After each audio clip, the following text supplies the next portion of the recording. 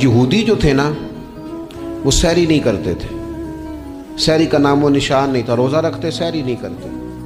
تو نبی پاک صلی اللہ تعالیٰ علیہ وسلم نے فرمایا ہمارے اور یہودیوں کے درمیان فرق ہی سحری کا ہے، اور نبی پاک صلی اللہ تعالیٰ علیہ وآلہ وسلم نے فرمایا سحری کھایا کرو، سحری کھانے میں برکت ہے۔ اور اگلی بات سننی ہے آپ نے تو خوش ہو جانا ہے، سحری کو معمولی نہ سمجھے، سحری کرنا عبادت ہے۔ ہاں آپ مت سمجھیں کہ میں روٹی کھا رہا ہوں، یہ تو میرے سامنے دہی رکھا ہوا ہے، یہ تو سالن رکھا ہوا ہے، یہ تو اچار رکھا ہے، تو چپاتیاں رکھی ہیں۔ سحری کھانا عبادت ہے۔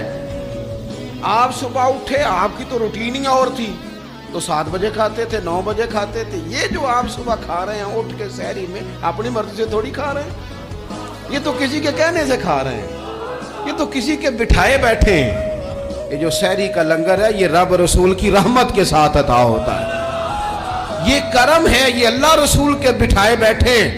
کیا میرے رسول پاک صلی اللہ تعالیٰ علیہ وآلہ وسلم نے بات کھولی ہے، ترغیب و ترہیب میں حدیث ہے، اللہ کرے یہ کبھی چسکا لگ جائے، یہ والا مزہ آ جائے، تو پھر تو گھر میں دسترخوان نہیں بچھا ہوا ہوگا، پھر تو رنگ ہی کوئی اور ہوگا۔